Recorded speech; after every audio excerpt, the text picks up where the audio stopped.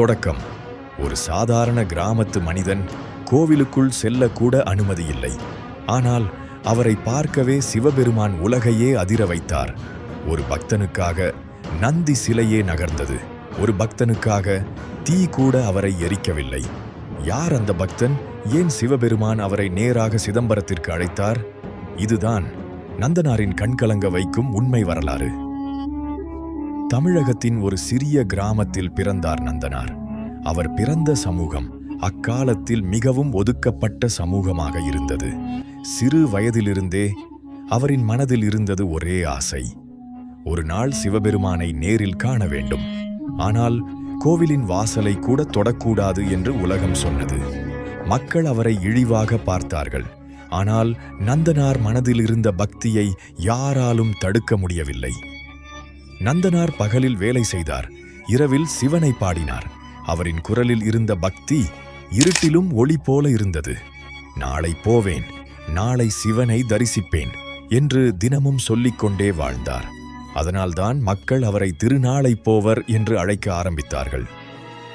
ஒரு நாள் நந்தனார் திருப்பங்கூர் சிவன் கோவிலுக்கு வந்தார். ஆனால் கோவிலின் உள்ளே இருக்கும் சிவலிங்கத்தை பார்க்க முடியவில்லை.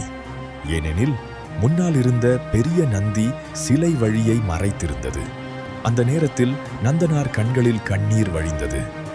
நந்தியே, கொஞ்சம் விலகி நில், என் சிவபெருமானை பார்க்க வேண்டும் என்று கதறினார். அடுத்த நொடியில் அங்கே இருந்த அனைவரும் அதிர்ந்து போனார்கள். பல ஆண்டுகளாக அசையாமல் இருந்த நந்தி மெதுவாக நகர ஆரம்பித்தது.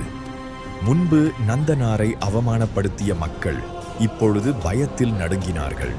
இவர் சாதாரண மனிதன் இல்லை, இவருக்கு சிவபெருமான் நேரடி அருள் இருக்கிறது என்று அனைவரும் பேச ஆரம்பித்தார்கள். ஆனால் நந்தனாருக்கு அதில் பெருமை இல்லை. அவரின் மனதில் இருந்தது ஒரே ஆசை: சிதம்பரம் செல்ல வேண்டும், நடராஜரை காண வேண்டும். சிதம்பரம் செல்லும் பயணம் நந்தனாரின் வாழ்க்கையில் மிக பெரிய சோதனையாக இருந்தது. நீ உள்ளே செல்ல தகுதியில்லை என்று பலர் தடுத்தார்கள். அந்த இரவு சிதம்பர தீட்சிதர்கள் அனைவருக்கும் ஒரே கனவு வந்தது. அதில் சிவபெருமான் கூறினார், என் பக்தன் நந்தனாரை அழைத்து வாருங்கள். ஆனால் ஒரு நிபந்தனை வைக்கப்பட்டது: தீயில் இறங்கி உன்னை சுத்தப்படுத்திக் கொண்டு வா என்று கூறினர். அனைவரும் நினைத்தார்கள், இப்போது நந்தனார் பயந்து ஓடிப்போவார் என்று. ஆனால் நந்தனார் சிரித்தார்.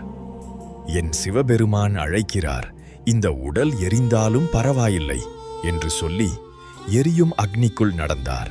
சில நொடிகள் அங்கு முழு அமைதி. பிறகு அந்த தீயிலிருந்து வெளிவந்தவர் சாதாரண மனிதன் இல்லை, தேவ ஒளியில் பிரகாசிக்கும் சிவபக்தர். நந்தனார் சிதம்பரத்திற்குள் நுழைந்தார். அவர் கண்களில் கண்ணீர். முன்னால் நடராஜர், அடுத்த நொடியில் நந்தனார் ஒளியாக மாறினார். சிவபெருமானின் பாதத்தில் கலந்தார். இன்று வரை உண்மையான பக்திக்கு சாதி இல்லை என்பதை உலகிற்கு நினைவூட்டுகிறார் நந்தனார். நந்தனாரின் இந்த அதிசய வாழ்க்கை உங்களை நெகிழ வைத்திருந்தால் இந்த வீடியோவை லைக் செய்யுங்கள், உங்கள் நண்பர்களுடன் ஷேர் செய்யுங்கள். மேலும் இது போன்ற அரிய தமிழ் ஆன்மீக கதைகளுக்கு இப்போதே சப்ஸ்கிரைப் செய்யுங்கள். ஓம் நம சிவாய.